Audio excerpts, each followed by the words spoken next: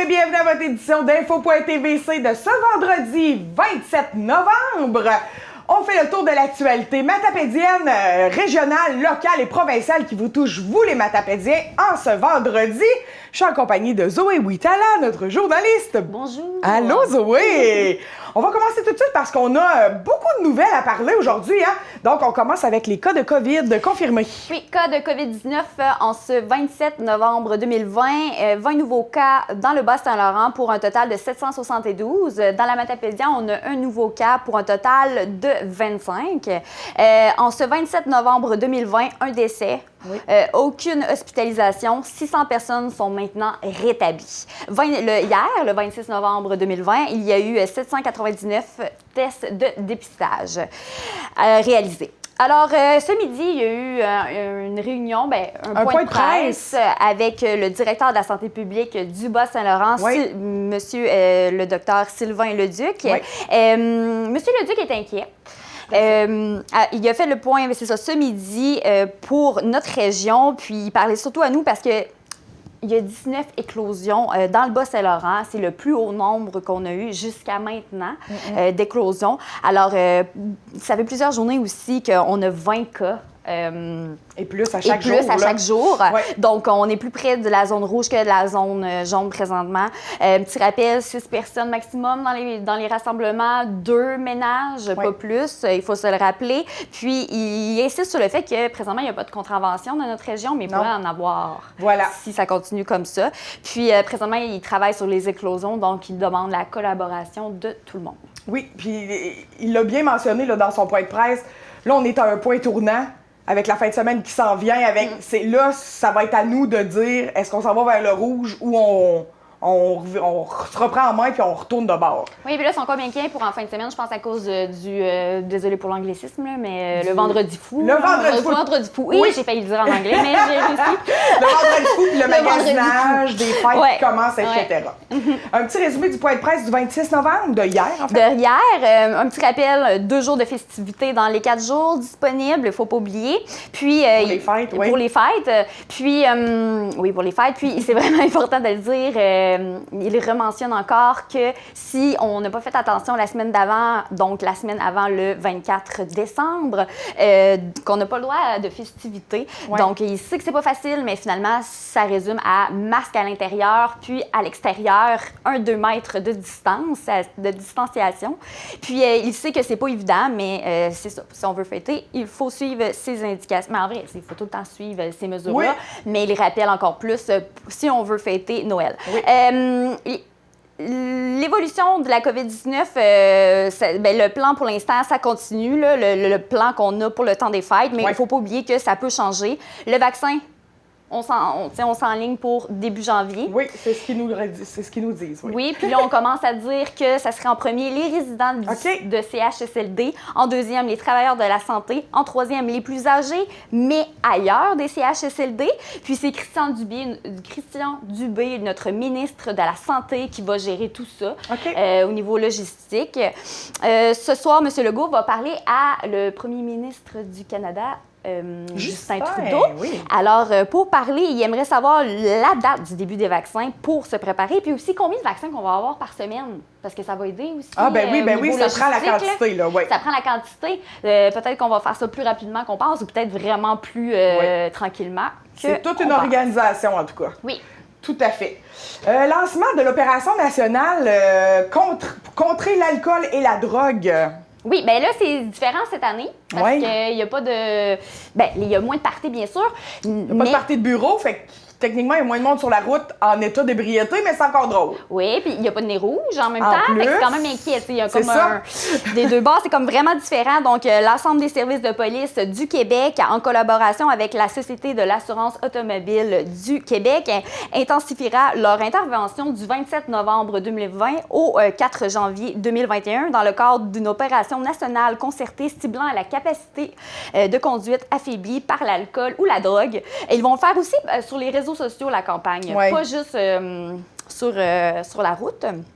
Donc c'est ça. Donc, ça a commencé. Ça commence aujourd'hui, la campagne. Faites attention. Quand vous consommez, on ne conduit pas, on reste à la maison, tranquille. On reste à la maison en plus à cause de la pandémie, fait qu'il y a plein de bonnes raisons de rester à la maison. Non, on sort plus. On sort plus. Restez chez vous. La Matapédien a perdu un très grand matapédien d'adoption cette semaine, hein, Zoé? Oui, le docteur chirurgien M. Didas Bourgeois est décédé le 25 novembre dernier à son domicile à l'âge de 90 ans. Il a beaucoup donné pour la vallée. On lui a rendu hommage aussi un peu plus tôt à l'automne cette année. Donc, toutes nos condoléances à sa famille, son épouse et ses proches. Le 26, en fait, aujourd'hui, le député Pascal Bérubé va recevoir un prix. Oui, non, c'est le... Oui, non, c'est le 27, oui, le 27. C'est aujourd'hui, ça, le 27. Oui, c'est aujourd'hui. Le député de Matane-Matapédia et chef parlementaire du Parti québécois, Pascal Bérubé, a reçu un prix. Donc, on ne sait pas, c'est hier soir qu'il l'a reçu, le 26 novembre. C'est de ma faute. Le prix Louis-Joseph Papineau 2020 est décerné annuellement par le Rassemblement pour un pays souverain. Donc, on le sait que M. Bérubé est très souverainiste. Oui. Ce prix est remis depuis 2005 à différentes personnalités ayant contribué de façon significative à l'avancement des causes patriotiques et indépendantistes. Alors, félicitations à notre député. On connaît enfin le suspense, c'est terminé. Je le sais qu'à la maison, vous êtes sur le bout de vos chaises, mais qui remplacera donc Mario Lavoie comme directeur général de la MRC? Eh bien, c'est maintenant chose connue! C'est M. Steve Ouellet! Alors, il sera le prochain directeur général et secrétaire trésorier de la MRC de la Matapédia. Oui. C'est au terme d'un processus rigoureux que le comité de sélection a arrêté son choix sur celui qui occupe actuellement le poste de directeur du service de développement depuis 2018. Cette nomination a été confirmée lors de la séance ordinaire du conseil de la MRC tenue le 25 novembre au soir. Alors, M. Ouellet rentrera en fonction dès le 5 janvier prochain. Bravo à M. Ouellet. Ben oui, tout à fait. Un livre pour souligner le centenaire d'Albertville. Le comité des festivités du centenaire d'Albertville est fier d'annoncer le lancement d'un nouveau livre commémoratif qui retrace les 100 ans d'histoire de la municipalité. La principale artisane de cette réalisation est Mme Monique Landry, qui a pu compter sur l'appui de son entourage. L'ouvrage retrace les principaux événements ayant marqué l'histoire locale et recouvre plusieurs thèmes: vie scolaire, animation religieuse, culturelle, vitalité communautaire, principale entreprise, vie municipale, foresterie, agriculture, etc. Le livre se termine sur une belle sélection de photos d'hier à aujourd'hui. Le livre a été officiellement lancé le 24 novembre dernier à l'occasion d'un cathassisme qui a eu lieu à la salle communautaire d'Albertville. Les personnes intéressées à se le procurer pourront le faire dès maintenant auprès du bureau municipal au numéro de téléphone en bas de l'écran ou au Select Hotel ou à l'auberge La Coulée Douce. La Matapédia en cadeau, victime de son succès, hein, les boîtes cadeaux. Ça a vraiment fonctionné. Il reste seulement la boîte d'inétude. Oui. Les 3 autres boîtes, c'est terminé. Donc, vous avez le numéro de téléphone en bas de l'écran si jamais vous voulez acheter les dernières boîtes qui restent. Oui. Moi personnellement, j'en ai acheté 2 ce matin. 2 boîtes d'inétude. Il n'en reste plus. Là, donc, plus ça sera mon cadeau de Noël, j'imagine. La Caisse Vallée de la Matapédia a remis un don généreux à Centraide Bas-Saint-Laurent. C'est plus de 7 000 grâce aux dons des employés et aux dons corporatifs de la coopérative de la Caisse Vallée de la Matapédia. Sur la photo, on peut apercevoir le responsable de la campagne de financement interne, Lise Deraps. Oui. Les employés coop de cette année, Frédéric Plourde, Sylvie Bussière, Karine Vallière et Cassandra Lavigne, qui est absente présentement sur la photo. Et nouvelle sportive en terminant, nouvelle un peu décevante pour les amateurs de hockey. Oui, Ligue de hockey senior annule sa saison 2020-2021 à cause de la pandémie. Dès janvier 2021, le conseil d'administration va déjà se rencontrer pour organiser la saison 2021-2022. Donc, ce n'est que partie remise. On s'en va à une courte pause et tu as réalisé beaucoup d'entrevues pour nous cette semaine. Donc, courte pause et ensuite, on passe aux entrevues. Ne manquez pas le Télébingo tous les dimanches 12h30. Nous aurons droit cette saison à 40 séances, dont 4 méga bingos de 2500 $ et les premiers bingos du mois, la carte pleine est à 1000 $. En nouveauté cette année, achetez 4 cartes sur une seule feuille pour seulement 5 $. 4 fois plus de chances de gagner. Allez chercher vos cartes dans vos points de vente favoris. Zoé, tu as rencontré Marie-Michel Voyer pour la Fondation Action Santé Matapédia. Ils vont faire une grande illumination cette année? Oui, ils vont allumer 2 sapins dans la vallée de la Matapédia. Puis, finalement, au coût de 5 $ on peut acheter une lumière. Puis, ça va à la Fondation Action Santé de l'hôpital d'Amqui.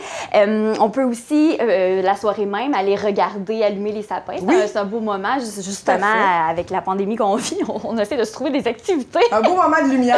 Un beau moment de lumière, mais par exemple, pas dans la cour de l'hôpital. C'est 25 personnes maximum. Donc, je tiens à dire, parce que je l'ai dit durant l'entrevue, mais je ne l'ai pas mentionné, mais peut-être du trottoir ou de loin. Là. Oui. C'est super beau à regarder. Puis, en même temps, je tiens à dire qu'il y a beaucoup d'hôpitaux qui font ça dans le Bas-Saint-Laurent. OK. Donc, ils vont le faire tout en même temps. Donc le 9 décembre, en soirée. Oui, en soirée. On devrait savoir l'heure dans les prochains jours. Alors, Marie-Michel, la grande illumination, c'est la première fois que ça se passe cette année que Fondation Action Santé essaie finalement ce nouveau moyen de financement. Oui, c'est ça. Donc, comme de nombreux organismes, il faut se réinventer. Là, ça prend des nouveaux moyens de financement. Donc, la grande illumination, c'est qu'on propose aux gens d'acheter une lumière virtuelle. Donc, vous pouvez acheter une lumière de sapin au coût de 5 $. 5 $, OK. Oui. Et évidemment, on a installé des sapins, par exemple. il y a des vrais sapins qui seront illuminés. Donc, on en a installé un sur la marquise de l'hôpital d'Amqui. OK. Et il y en a un aussi à la résidence Marianne Ouellette. Ah, mais ça a beaucoup aussi de signification avec l'année qu'on vient de vivre et les résidences aussi pour aînés. Là, donc, c'est parfait, ça. Donc, comment ça fonctionne? C'est qu'on fait un don de 5 $ et une de nos lumières, c'est une lumière par 5 $, va être comme la signification, c'est que c'est une lumière qui est dans l'arbre, finalement, dans un des 2 arbres. C'est ça. OK, parfait. Donc, Fondation Action Santé, juste pour faire un petit rappel, c'est par rapport à l'hôpital d'Amqui. C'est de l'argent que vous amassez pour l'hôpital d'Amqui. Toutes les installations de la Matapédia, Zoé, sont couvertes par notre fondation. OK. Donc, toutes les installations, que ce soit centre d'hébergement de longue durée, oui, l'hôpital. Donc, qu'est-ce qu'on fait? C'est qu'on achète des équipements pour soit des installations ou l'hôpital elle-même qui ne seraient pas financés par le ministère. OK? Oui. Donc, c'est vraiment des sous qui sont donnés par les gens de la Matapédia et pour qui restent à la Matapédia. Mm-hmm. Donc, c'est des équipements qui vont être dans les centres de longue durée ou à l'hôpital, tout dépendant. OK. Donc, c'est quand qu'on va allumer ces sapins-là, là? Donc, les sapins qui seront allumés le 9 décembre, on vous invite à suivre l'illumination. Il y aura un événement pour l'illumination le 9 décembre en live sur notre page Facebook. Donc, toutes les informations se retrouvent là aussi. Comment donner, comment acheter sa lumière. Vous pouvez suivre l'illumination. On en fera un événement virtuel aussi parce que les rassemblements sont interdits, évidemment, mais on fera quand même un événement virtuel de cette belle illumination. Oui, il y a sûrement moyen aussi d'aller voir à l'extérieur avec 2 mètres de distance. C'est quand même à l'extérieur, donc... oui, c'est dehors. J'imagine c'est dehors, donc par rapport à la pandémie qu'on vit, dehors avec 2 mètres de distance, ça se fait très bien quand même. Si les gens veulent voir ça en direct, moi, personnellement, je vais être là avec la TVC. On va aller filmer ça. La TVC, la TVC de la Matapédia va être là. Donc, on va mettre le lien en bas de l'écran pour les gens qui veulent acheter une lumière. Ou voir l'illumination. Ou là, voir l'illumination le 9. la soirée même. Ça me fait beaucoup penser, pour donner une image, là, ça me fait beaucoup penser à l'hôpital Sainte-Justine. Je sais qu'ils font ça à Montréal. Ils font ça depuis longtemps. Là. Finalement, la lumière que tu achètes pour le temps des fêtes, pour la fondation aussi de l'hôpital Sainte-Justine. Donc, c'est vraiment une bonne idée qu'on installe ça dans la vallée de la Matapédia. Donc, vous avez le lien en bas de l'écran si jamais vous avez envie de donner.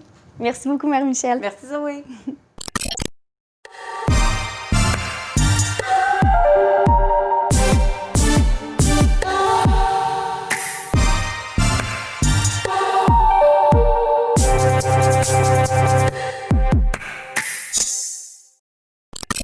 Ce week-end se tiendra la 35e édition des cliniques téléphonique juridique du Barreau de Montréal. Oui, puis là, on dit Barreau de Montréal, mais c'est pour le Québec au complet. OK, c'est important de le mentionner. Donc, c'est pour ça que je tenais à aller passer en entrevue cette semaine. Oui. Parce que, surtout avec la pandémie, on a beaucoup de questions. Bon, on a toujours beaucoup de questions, puis on sait que ça coûte quand même très cher avoir un avocat. Donc là, c'est gratuit. Donc, c'est vraiment important d'en profiter. Donc, vous pouvez appeler tout au long de la fin de semaine. Puis, c'est gratuit. Puis, vous avez comme jusqu'à, me dire, une vingtaine de minutes. Là, de consultation gratuite. Pour prendre de l'information. C'est le temps d'en profiter. Je suis présentement avec la présidente du Jeune Barreau de Montréal, Mylène Lemieux, pour parler d'un événement important qui s'en vient en fin de semaine. Bonjour, Madame Lemieux. Bonjour. Merci beaucoup d'avoir accepté l'invitation. On est ici pour parler de la 35e édition de la clinique juridique téléphonique du Jeune Barreau de Montréal, qui se tient en fin de semaine, le 28 et 29 novembre, de 9h à 16h. J'aimerais savoir, premièrement, à quoi consiste cet événement. Oui, on est super heureux au Jeune Barreau de Montréal de pouvoir offrir, là, juste avant le temps des fêtes, une autre édition de la clinique juridique téléphonique. Et en quoi elle consiste? C'est fort simple. Donc, tous les citoyens à la grandeur du Québec peuvent nous appeler à un numéro unique et bénéficier de conseils juridiques gratuits tout au cours du week-end. Donc, c'est le week-end prochain, 28-29 novembre, entre 9h et 16h. C'est gratuit, c'est accessible à tous, peu importe l'âge, peu importe la situation financière. Tout le monde peut nous appeler. OK. Donc, on va mettre le numéro de téléphone en bas de l'écran. Les avocats, ils font ça bénévolement. Et je voulais savoir, est-ce que c'est des jeunes avocats qui sortent de l'école ou vous avez toutes sortes d'avocats, toute expérience confondue, année et expérience confondue, là? On va avoir environ une centaine d'avocats bénévoles dont leur expérience diffère. Donc, le Jeune Barreau de Montréal rassemble tous les avocats qui ont 10 ans et moins de pratique dans la grande région de Montréal, mais notre équipe de bénévoles ne se limite pas aux membres du Jeune Barreau de Montréal. Wow, OK. Donc, puis, c'est important de le mentionner. Un avocat, c'est quand même assez dispendieux et pour cette fin de semaine-là, c'est gratuit. N'importe qui à travers le Québec peut appeler. Et je me demandais, c'est quel genre de questions qu'on peut demander? Parce que des fois, on est un peu... on se demande, est-ce qu'un avocat peut m'aider pour tel genre de situation? Alors, j'aimerais savoir les grands thèmes qu'on peut vous appeler puis avoir besoin pour avoir des réponses et avoir besoin de l'aide, là. Alors, toutes les questions de nature juridique vont trouver réponse. On a vraiment une équipe d'avocats bénévoles dans tous les domaines de droit. Je peux vous donner des petits exemples de questions ou de sujets qui sont plus populaires qu'on a constatés au cours des années. Donc, c'est sûr que tout ce qui concerne les contrats, c'est très, très large et on a beaucoup de questions dans ce domaine-là. Donc, tout ce qui concerne les achats, les garanties, quelqu'un qui aurait fait faire des travaux à la maison et que ça n'aurait pas été complété, le toit qui coule, qu'est-ce qu'on peut faire par rapport à ça? S'agit-il d'un vice caché? Ensuite, un autre domaine qui est très recherché d'une année à l'autre, c'est tout ce qui concerne la famille. Donc, séparation des biens, pension alimentaire, garde des enfants, et j'en passe. On a eu beaucoup de questions lors de la dernière édition aussi en droit du logement. Donc, un locataire qui recevrait un avis d'éviction, qui se demanderait un peu quoi faire avec ça, quels sont ses droits, quels sont ses recours. On aura également une bonne équipe, cette fois-ci, d'avocats en droit criminel et pénal. Donc, s'il y en a qui voudraient contester une contravention, un billet de stationnement ou qui se posent toute question par rapport au système de justice criminelle et pénale, on va avoir l'équipe pour y répondre.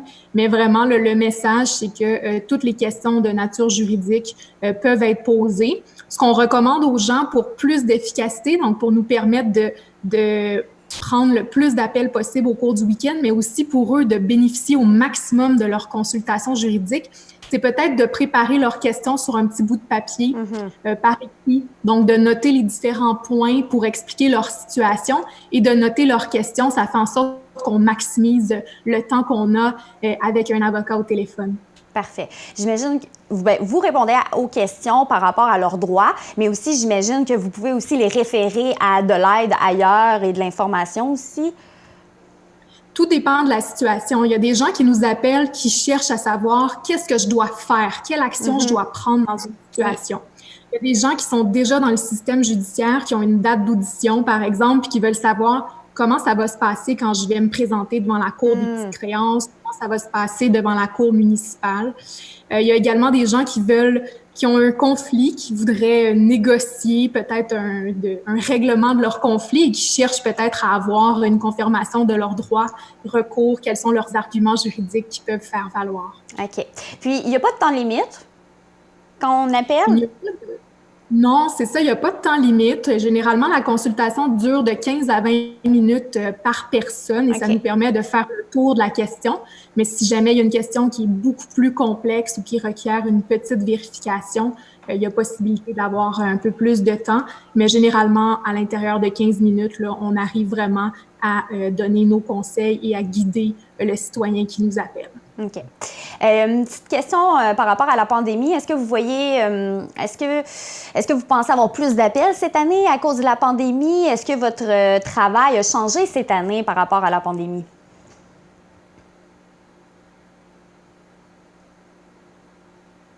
Alors, on a eu beaucoup de questions lors de la dernière édition du mois d'août. On a pu constater qu'il y avait beaucoup de questions liées à des conséquences de la pandémie. Donc, on a eu beaucoup de questions qui concernent la famille, donc des pensions alimentaires qui auraient été annulées pour non-paiement ou des gens qui auraient été mis à pied temporairement dans le cadre de leur travail. Donc, des conséquences de la pandémie. Et il y a beaucoup de gens aussi qui se questionnaient là, à savoir, il y avait une date d'audition dans le système de justice et comme il y a eu des changements, des adaptations au système de justice pour répondre à la pandémie, comment ça se passe maintenant? Donc, ils veulent être orientés un peu dans le processus judiciaire. Oui. Je comprends.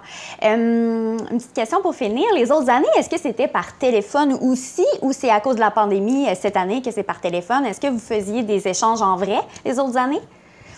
C'est une excellente question, mais ça a toujours été une clinique juridique téléphonique, donc ça tombe bien. Donc, notre objectif, c'est vraiment que les gens peuvent nous appeler du confort de leur foyer et parler avec un avocat gratuitement.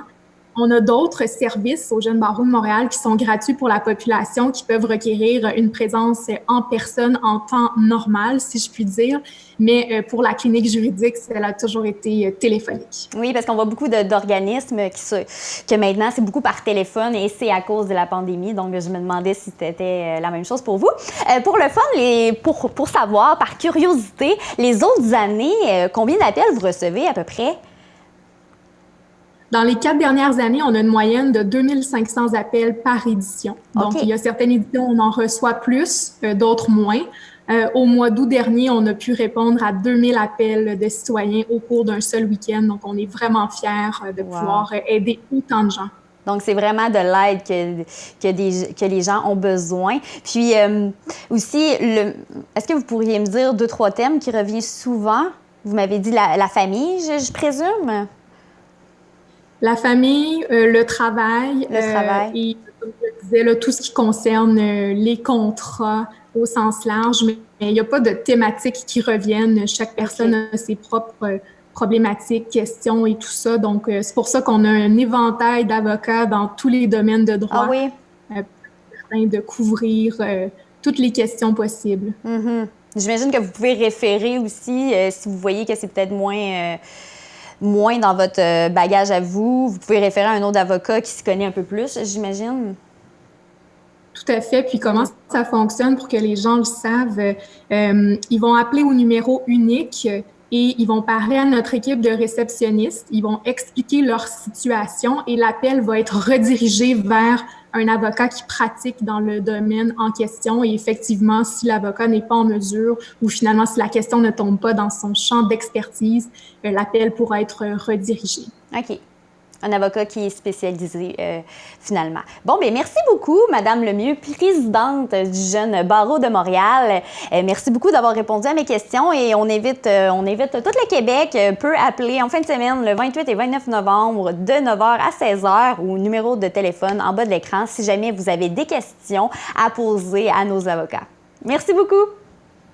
Merci à vous. En terminant, je voudrais simplement remercier nos partenaires, le Barreau du Québec et le Centre d'accès à l'information juridique pour leur aide précieuse. Merci à vous. Au revoir. Cette semaine, à l'émission Héritage, René Canuel rencontre Pascal Plante. Les autres enfants qui vont à l'école avec toi, Il parle de maman. Oui. Mais moi, je savais pas ce que ça voulait dire, ce mot-là. Dès vendredi, l'émission sera diffusée chaque jour aux heures suivantes. C'est ça, j'en aurais pas mal à dire. Commence par le positif ou le négatif? Oui. Pascal Rioux, la nouvelle directrice du Centre d'action bénévole de la Vallée, t'a rencontré cette semaine. Oui, c'est important de le mentionner. C'est la nouvelle directrice. Finalement, elle a vraiment un besoin accru présentement de bénévoles. Oui. Donc, l'entrevue, c'était pour ça. Puis, je tiens aussi à mentionner qu'elle me l'a dit par la suite parce qu'elle a oublié de le dire on a oublié d'en parler durant l'entrevue, mais c'est important de le dire. C'est vraiment plaisant d'avoir des bénévoles un peu partout à travers la vallée de la Matapédia. Oui. Parce que, tu sais, des fois, la personne, par exemple, si elle vient du lac Amqui, le Comqui, des fois, elle est comme « Ah, c'est loin un peu. » Parce que c'est beaucoup de transport qu'on aide les gens, surtout avec le transport. Mais oui, il y a des gens qui habitent au lac Amqui qui ont besoin de transport, justement. Oui. Donc, on lance l'appel à toutes les Matapédiens et Matapédiennes, peu importe vous êtes dans quelle municipalité. Donc, vous avez du temps à donner. Centre d'action bénévole. Pascal Rioux, t'es la directrice du Centre d'action bénévole et on passe en entrevue aujourd'hui parce que tu me dis que tu as un besoin vraiment accru présentement de bénévoles. Donc, est-ce que tu peux m'expliquer un peu pourquoi? Oui, combien de bénévoles t'en as besoin? Le combien? Le plus possible? Le plus possible! Le but, dans le fond, quand on dit on a besoin de bénévoles, ce qu'on veut dire aux gens, c'est vous avez 1 heure à nous offrir, vous en avez 2, vous en avez 5, vous en avez 15, vous êtes le bienvenu. Tu sais, on ne cherche pas des gens qui ont des disponibilités d'un temps plein. C'est pas ça, nous, notre but. Notre but, c'est d'avoir une liste de bénévoles actifs qui sont prêts à s'impliquer. Tu sais, autant au niveau de la popote. La popote, c'est environ 2 heures par jour. On est là 3 jours semaine à livrer de la popote. Fait que ça ne demande pas une implication vraiment énorme. Mais pourquoi qu'on a besoin de bénévoles, tu m'as demandé? Oui, en plein ça. Est-ce que tu peux nous expliquer un peu, finalement, quel genre de bénévolat vous faites, puis où vous en avez besoin? Bien, on a besoin, je te dirais, à tous les niveaux. En ce moment, c'est sûr, on a besoin accru au niveau du transport, pour les rendez-vous médicaux, les commissions du temps des fêtes qui arrivent. Les madames ont des rendez-vous chez coiffeuses, les commissions du temps d'aller courir les cadeaux de Noël, tout ça. Fait que là, on a besoin de bénévoles pour ça. C'est du local qu'on appelle à ce moment-là. Et on a besoin aussi pour les transports médicaux. Fait, je vous dirais, là, des fois, c'est aller à Rimouski, aller à l'hôpital d'Amqui, aux cliniques médicales de la vallée, des lieux comme ça, là. Fait que là, à ce moment-là, c'est d'accompagner la personne, de la rendre à son rendez-vous, puis après ça, attendre que le rendez-vous ait lieu, puis aller le reporter chez eux. OK. Donc, finalement, c'est beaucoup de transport. Oui. Le bénévolat et de la popote, comme tu disais un peu plus tôt. Oui, c'est ça. Puis pour faire de la popote, ça prend un auto. Parce qu'on va livrer à bord de son véhicule la popote. En ce moment, nos besoins sont là, mais je vous dirais aussi qu'on a des besoins au téléphone. Les gens vivent d'isolement avec la COVID. Les gens, ils ont besoin de parler. Là, on a remis une ressource en place, mais je vous dirais qu'on pourrait en avoir 3 ou 4 personnes qui font des appels, puis ça serait toujours apprécié.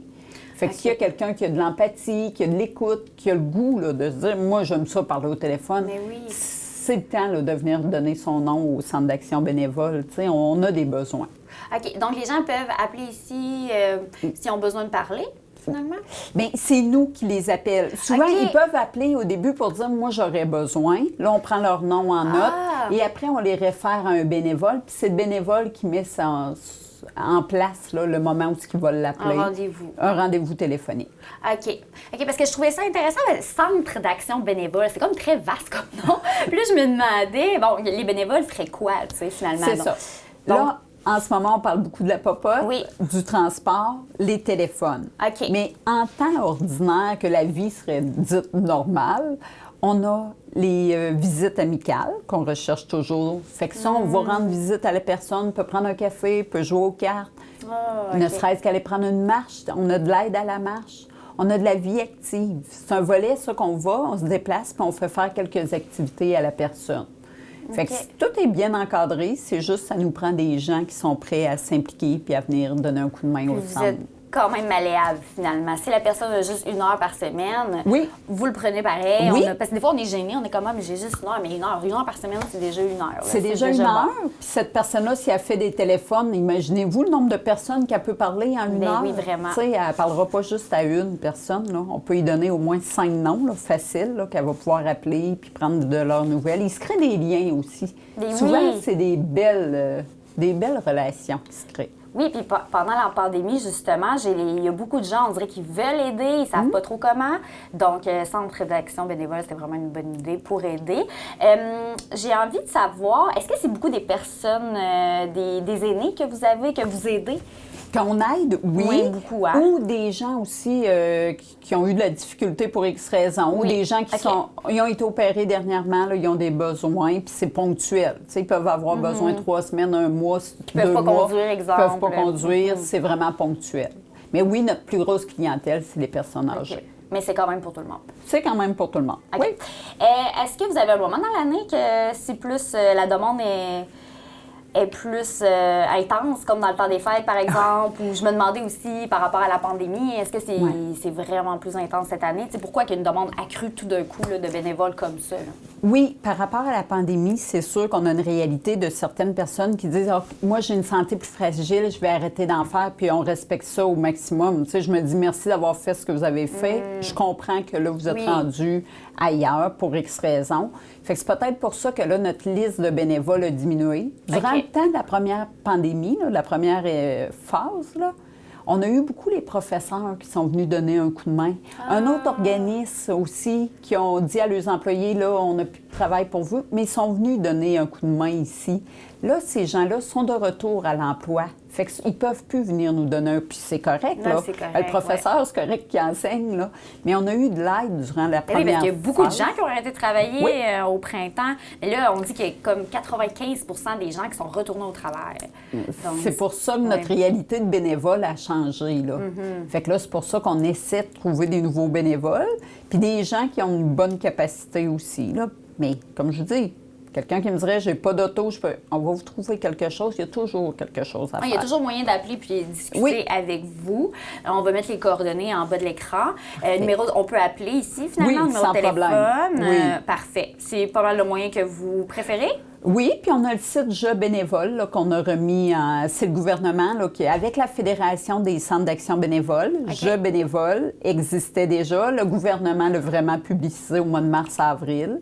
On a repris le contrôle de notre site. Fait que oui, si quelqu'un veut appliquer sur Je bénévole, ça va arriver dans nos courriels, puis on va pouvoir l'appeler puis voir avec la personne si quelqu'un est plus à l'aise par Internet. OK, parfait. Donc, on va mettre le site Internet et le numéro de téléphone en bas de l'écran. Merci beaucoup. Merci. Pascal Rioux, d'être là pour nous dans la vallée. C'est sûr qu'il y a beaucoup de gens qui ont besoin, puis des besoins présentement, puis vous les aidez beaucoup. C'est vraiment gentil. Merci.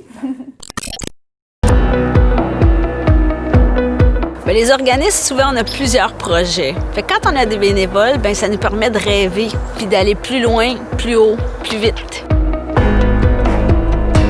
Des bénévoles, ce que j'aime, c'est leur authenticité. Les gens viennent avec ce qu'ils sont, ils apportent ce qu'ils ont. Les bénévoles améliorent fortement le tissu social, le sentiment d'appartenance dans une communauté. Merci de faire une différence parce que sans vous, le monde dans lequel on vit serait tout simplement différent. Nous vous remercions pour votre disponibilité, votre écoute et votre grand cœur. On n'existerait pas sans eux. C'est le fun de les voir rire, c'est le fun de les voir de s'impliquer. Chaque geste posé vient en aide au suivant. Le bénévolat, c'est non seulement nécessaire, ça fait du bien à tout le monde.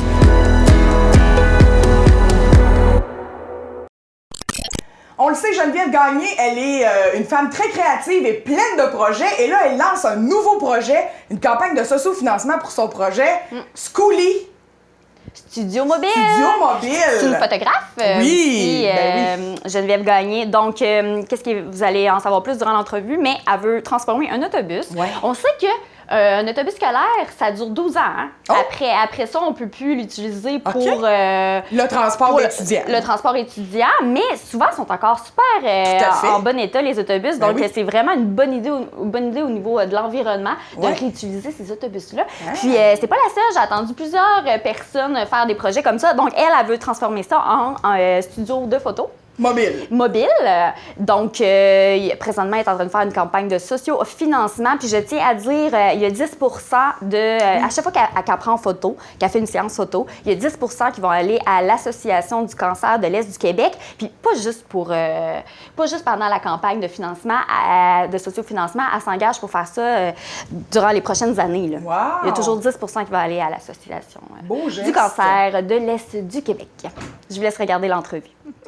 Geneviève, tu as un nouveau projet dans ta vie. Tu es photographe, puis ça a un lien avec le nouveau projet que tu viens de lancer qui s'appelle Schooly Studio Mobile. Premièrement, j'ai envie de te demander, là, Schooly, c'est comme un réseau, c'est quoi? Schooly, c'est le mouvement qui est de transformer un bus scolaire. Okay? Dans le fond, il y en a qui le transforment pour faire... La tendance, c'est vraiment plus de le transformer en VR. OK. Que dans le fond, les gens font du camping avec. Il y en a même qui font des maisons fixes. Puis, moi, j'ai eu l'idée, j'avais besoin d'espace, j'avais besoin de quelque chose de portatif. Fait que j'ai eu l'idée de transformer un bus en studio. En studio photo. Oui. Fait que dans le fond, la partie arrière ici est plus comme vraiment VR avec un lit, poêle frigo, tout ça. Si jamais tu as à dormir. Oui, c'est ça, parce que le but, c'est de partir à l'aventure aussi. Là. OK, tu veux pas juste aller dans la vallée. Non. Okay. Le projet, dans le fond, qui est déposé, c'est pour le Bas-Saint-Laurent, la Gaspésie, la Côte-Nord. OK. Puis après ça, si possible, d'ouvrir plus large, mais je veux commencer par ça parce qu'à un moment donné, il faut se mettre des balises parce que je peux pas commencer à aller en Ontario tout de suite. Fait que le centre est vraiment la partie studio, puis à l'avant, c'est l'accueil des gens, puis la partie pour conduire comme tel. Donc, les gens vont pouvoir se faire prendre en photo dans l'autobus. Dans l'autobus. Puis, donc, c'est toi qui va se déplacer vers les gens et non le contraire. Oui. Puis, déjà, c'est ça que tu me disais en pré-entrevue, c'est que souvent, aussi, tu te déplaçais, puis là, il fallait que tu démontes, tu remontes ton matériel. Donc, là, maintenant, ça va tout le temps être dans le fond, dans l'autobus. C'est une plus-value qui est offerte. C'est parce que là, moi, la maison, j'ai plus de gens. Mon conjoint, il avait des enfants, il est venu s'établir chez moi. Fait que le studio a pris le bord. Hein. On a favorisé la famille. Au départ, je me suis demandé, c'est ça, si j'étais rendue là, de ne plus avoir de studio, puis le besoin est revenu. Ça me manquait.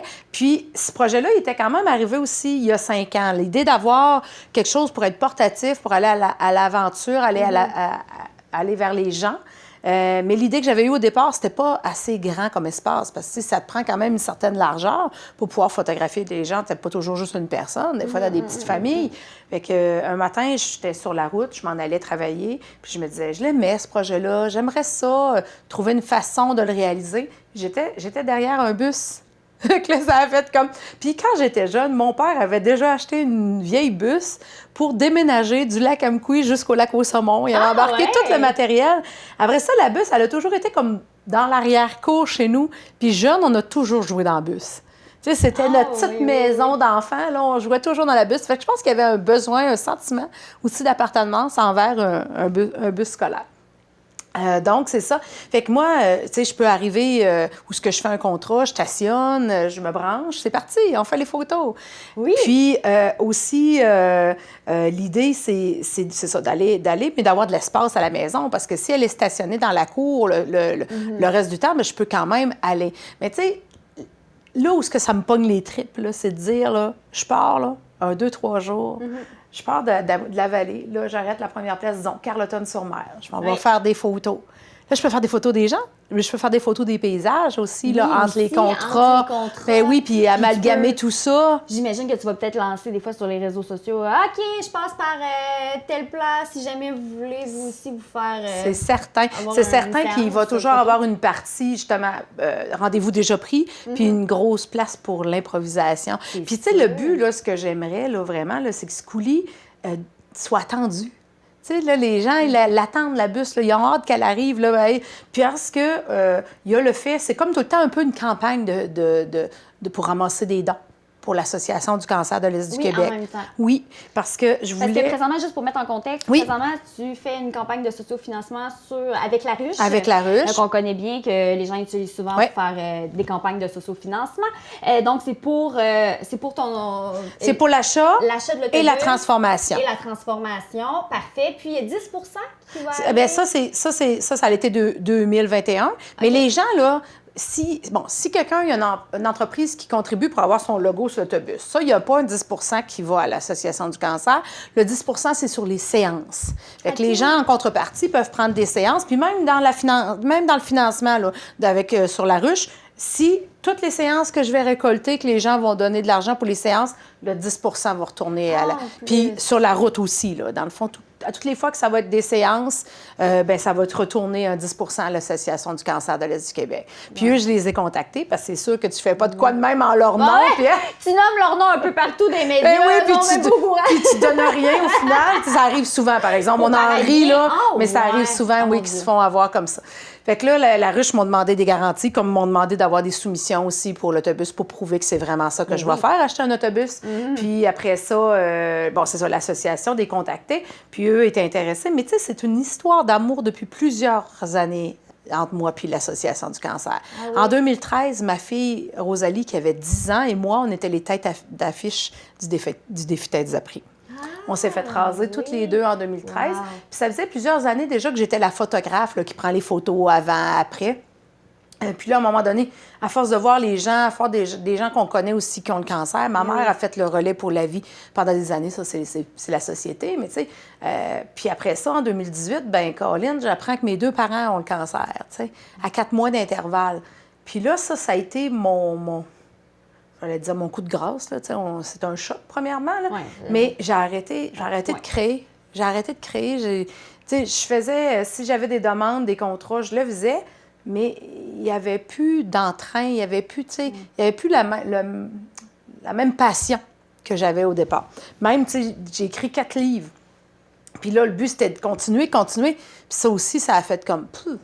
Non. Bien, souvent que tu avais des émotions à digérer, c'était pas le temps de créer. Puis il faut le sentir, hein? Effectivement. Il faut le sentir pour créer. Il ne faut pas créer juste pour créer. Sinon... C'est sûr que souvent, les épreuves amènent un besoin de créer, mais là, tu sais, ce que je faisais dans le fond... Il faut digérer avant, avoir peut-être une rétrospection et par la suite, ça vient. J'ai travaillé beaucoup dans mon jardin, par exemple. Je travaillais la terre. Ça, là, j'avais l'impression que ça... Oui, puis ça redonnait du sens à la vie, tu sais. Je voyais les petites plantes qui grandissaient, puis tout ça, Puis en plus, ma mère, c'est elle qui m'a tout le temps dit « Fais des jardins, tu devrais faire un jardin, tu devrais faire un jardin. » Moi, je plantais des fleurs, je plantais plein de fleurs. Mais j'avais pas de jardin. Puis là, j'étais là « Non, maman, tu sais, des fleurs, je m'en occupe au printemps, puis ça, je les regarde fleurir. Un jardin, ça te donne trop d'occupation. Finalement, j'en mange, je l'agrandis à chaque année, c'est complètement fou. Fait que c'est ça. Puis j'ai fait des conserves aussi parce que c'était encore lien avec ma mère. Puis en même temps que quand j'ai eu ce flash-là, tu sais, c'est comme si j'ai l'impression là, que je le fais pour ma mère. C'est comme une continuité d'y rendre hommage, puis d'honorer, elle était toujours là dans mes projets, tout ça. Fait que c'est pour ça que je veux redonner, parce que mon père, lui, il se bat encore. Il se bat encore. Il se bat encore. Fait que je veux redonner à l'Association du cancer, puis c'est ça, comme je disais, ça fait longtemps, j'en ai fait des affaires pour eux, avec eux, puis on avait fait un défi photodon aussi, avec plein de photographes, et tout ça. Fait que c'est ça. Qui est apparu, dans le fond, dans le projet. Oui. OK, parfait. Donc, présentement, c'est ça. L'autobus n'est pas acheté, rien, mais c'est pour finalement lancer le projet sur la ruche, présentement.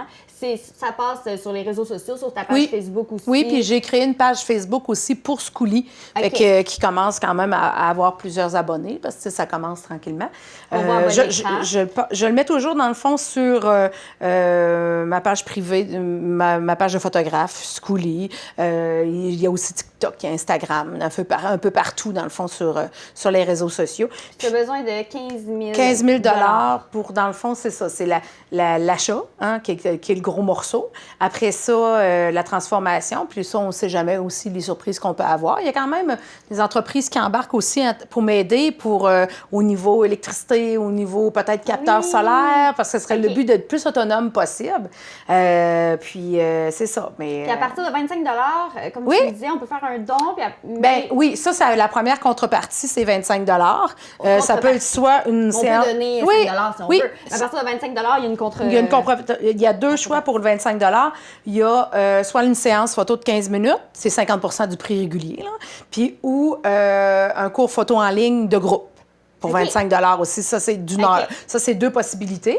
Puis après ça, 35 ben là, c'est des cartes photos, que j'avais déjà faites, un livre photo, des choses comme ça. Puis là, plus qu'on monte, plus que les contreparties sont grosses. Mais comme tu disais, on peut donner 5 10 Il n'y a pas de petits montants. Là, c'est ça qui est merveilleux. Tout le monde peut donner à la hauteur. Puis je le savais aussi que je me suis vraiment questionnée, mais moi, quand j'ai un projet, il faut qu'il se fasse là.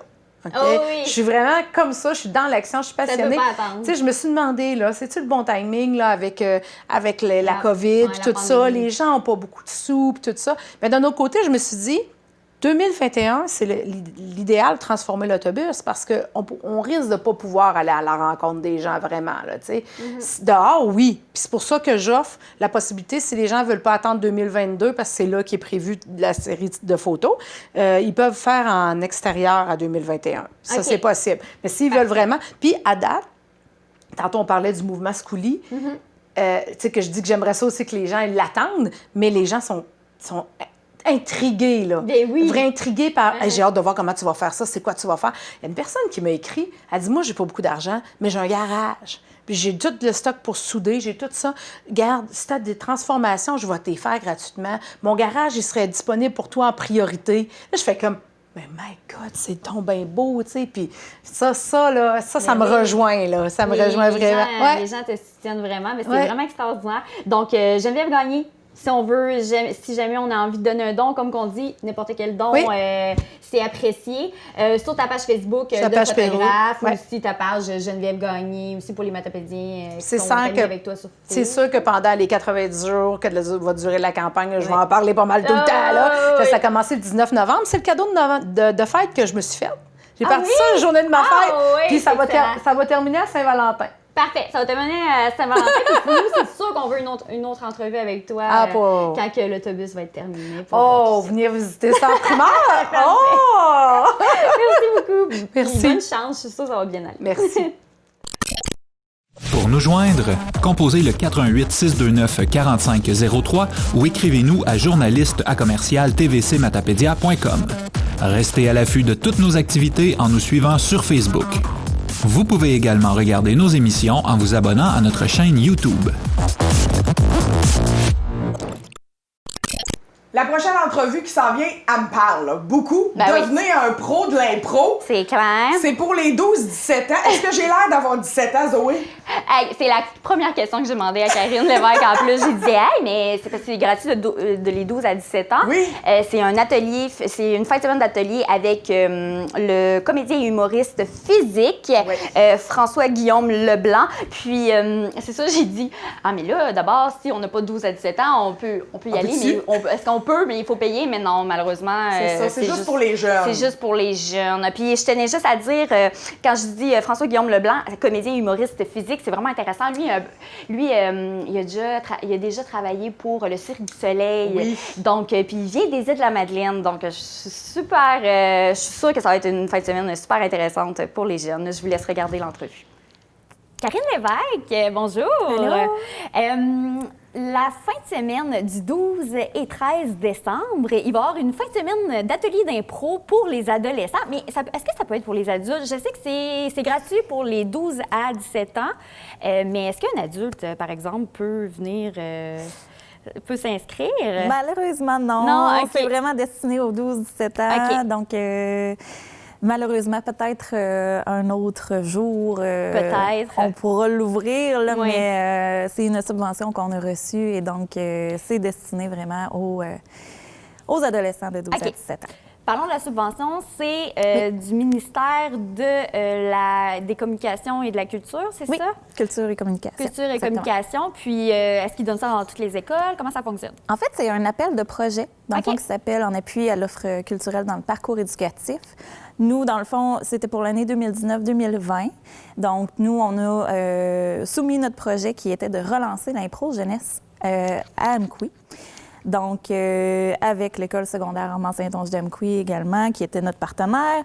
Et c'est ça. Ça devait initialement se passer dans l'année scolaire 2019-2020 et se terminer au 30 juin 2020. Donc, on a tenu des ateliers, divers ateliers tout au long de l'année, différentes activités pour relancer l'impro, développer l'intérêt des adolescents pour le théâtre spontané.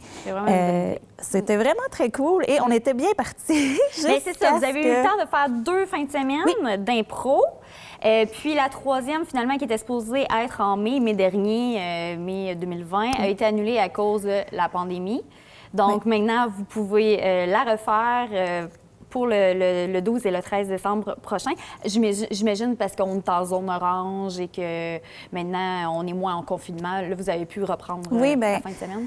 Évidemment que si on avait été en zone rouge, ça aurait été différent, mais oui, considérant qu'on est en zone orange, on peut maintenir nos services et tout ça. Et grâce au ministère de la Culture et des Communications qui nous a octroyé un délai supplémentaire, on a pu reporter cette activité-là d'ici le 31 décembre. Donc, ça peut se tenir. On est chanceux, on est heureux. C'était la dernière activité qu'on avait de prévue. Comme tu dis, là, on avait tenu déjà 2 fins de semaine intensives de formation en septembre et en février dernier. Septembre, c'était donné par Marc-Antoine Lévesque, qui est un petit gars de Saint-Marcellin qui a fait l'École nationale de l'humour. Et en février, c'était avec le Théâtre de la LNI, donc le Louis Courchaine et Mathieu Lepage qui ont donné la formation.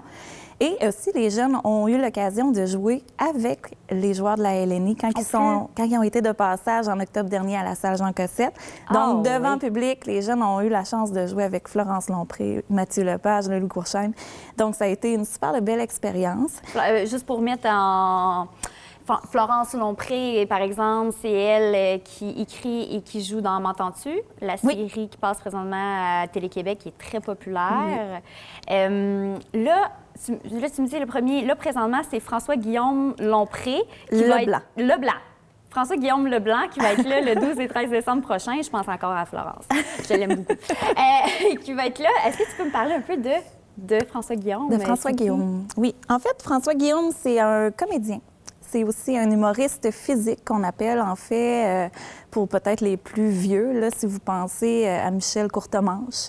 C'est un peu du même genre. C'est très physique, c'est très sa gestuelle, sa voix, tout ça. Lui, c'est vraiment sa force. Donc, on est super content de le recevoir parce qu'en temps de pandémie, on va devoir jouer de l'improvisation en distanciation. Oui. Hein, ça va être un beau défi. Fait que je pense que c'est vraiment le formateur idéal pour ça parce qu'il va montrer à nos jeunes comment, juste avec ton corps à toi, ta gestuelle, ta démarche, tu peux incarner à toi seul un personnage et rendre ça très humoristique. Donc, c'est parfait. Oui, parce que lui, c'est un humoriste comme tu dis, très gestuel. Je sais qu'il a travaillé pour le Cirque du Soleil. Oui. Notamment. Puis, justement, par rapport aux mesures sanitaires, j'imagine qu'il va toujours avoir 2 mètres de distance entre les jeunes. Sinon, il va devoir avoir des règlements, je présume, quand ils jouent ensemble, là, de toujours 2 mètres de distance, les mesures d'hygiène, bien sûr, habituelles. Oui. C'est sûr que ça va... C'est déjà un beau défi de faire de l'improvisation, mais là, en mesures sanitaires en plus. Mais pour les aider, exactement comme tu dis, il va y avoir le 2 mètres qui va être obligatoire entre tout le monde. Pour les aider, il va y avoir des marquages au sol. Les jeunes vont avoir des rectangles dans lesquels ils vont devoir demeurer seuls pour jouer. Donc, ils ne seront jamais à moins de 2 mètres de distance, ni des formateurs, ni des autres joueurs. Donc, lavage des mains, étiquette respiratoire, port du masque en déplacement et en caucus. Parce que vous savez, pour faire de l'improvisation, il y a des petits caucus avant chaque match. Oui. Donc, port du masque bleu de procédure, on prend pas de chance. Puis, ça va être appliqué très, très rigoureusement. Oui, puis la scène est quand même, quand même assez immense, on va se dire. Donc, la distanciation va se faire quand même bien, je présume. Oui. Puis, comme on disait un peu plus tôt, c'est 12 à 17 ans qu'on peut s'inscrire. C'est gratuit pour les adolescents. Donc, moi, on a mis c'est pour ça qu'on a mis les T-shirts. Oui, bien ça, c'est une autre action qu'on a posée, Diffusion Morticus avec l'école secondaire. Dans le fond, c'est un logo. On a fait un concours de dessin. Et c'est Léane Gay qui a gagné. C'est sa création qu'on a mis sur les gilets qu'on a fait faire, les gilets de la Ligue. Je voulais peut-être m'inscrire, mais bon, moi, je vis le fantasme de porter un chandail d'improvisation. Un jour, ça va. Un jour. Alors, c'est le 12 et 13 décembre, comme je disais depuis tantôt, mais le 14 décembre au soir, on va pouvoir... ils vont faire un match, finalement d'improvisation, les jeunes, avec l'humoriste. Oui. En fait, ça ne sera pas le soir. OK, ça va être le jour? Ça va être le midi. Le midi? Oui, ça va être ici à la salle Jean Cossette. Ça va avoir lieu de 12h40 à 13h20. C'est ça, les jeunes qui vont avoir participé à la fin de semaine de formation vont pouvoir jouer contre François-Guillaume Leblanc et une étoile locale en improvisation qu'on connaît très bien ici, Isabelle Paquin, qui est, ma foi, excellente. Donc, elle m'a récemment confirmé sa présence. Donc, ça va être très intéressant. Fait que ça va être ouvert aux jeunes de l'école secondaire. C'est ça, c'est sur l'heure du dîner à la Polyvalente qui est juste à côté, là, qui est dedans, à l'intérieur finalement. Donc, ça va être surtout pour les jeunes. Oui, on invite les jeunes de l'école à venir voir, évidemment, à encourager leur père. Et ça se peut aussi, je m'avance peut-être, mais ça se peut qu'il y ait un petit house band là, de jeunes qui se forment pour animer aussi avec des lumières, tout ça, pour que ça soit... Ça serait gratuit? Parfait. Et puis aussi, on tient à dire, si jamais les gens veulent voir François Guillaume, il présente un spectacle aussi le 12 décembre au soir. Oui, c'est ça, le 12 décembre. François Guillaume va être à la salle de spectacle ici. Il va présenter son dernier spectacle qui s'appelle Snooze. Donc, c'est à voir, c'est à ne pas manquer. Encore une fois, un spectacle très coloré, très physique, très drôle. Donc, c'est à partir de 4e année. Donc, OK. Donc, vraiment gentil, François-Guillaume Leblanc. Super fin!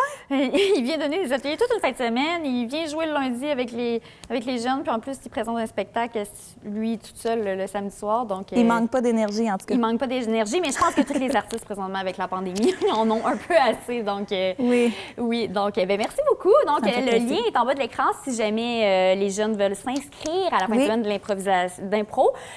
d'improvisation avec François-Guillaume Leblanc. Il y a juste 14 places. J'imagine que c'est à cause de la pandémie encore. On ne peut pas avoir trop de jeunes. Donc, peut-être se dépêcher pour s'inscrire. Ils ont jusqu'au 7 décembre. 7 décembre, exact. Oui. Par téléphone ou en ligne, je vous transmettrai l'adresse. Oui, par téléphone, 418-631-1788. Merci, Karine. Merci à toi. Informatique Barest est responsable de l'entretien du matériel informatique de votre TVC. Informatique Barest, vente et réparation d'ordinateurs, services commerciaux et résidentiels. 418-629-INFO. Merci beaucoup d'avoir été des nôtres. C'est ce qui conclut notre émission de ce vendredi 27 novembre. Une émission très chargée, mais très intéressante. Merci beaucoup, Zoé, d'avoir été nos yeux et nos oreilles partout dans le Québec pour parler de nous. Bonne fin de semaine, tout le monde. À mardi. Et merci à vous d'être avec nous à chaque semaine, d'être fidèles au poste. Je vous rappelle qu'on est en pleine célébration de 40 ans en 40 jours pour la télévision communautaire à partir d'aujourd'hui, 27 novembre. Tous les jours sur YouTube et Facebook et sur le canal 4 de Cogeco, on vous propose des émissions d'archives savoureuses qui datent des années 80, 90, 2000. Aujourd'hui, entre autres, c'est le gala Arquimédia 2003 où vous allez reconnaître tout plein d'artistes matapédiens. Merci beaucoup encore une fois d'avoir été des nôtres. Passez un très beau week-end. On se retrouve mardi.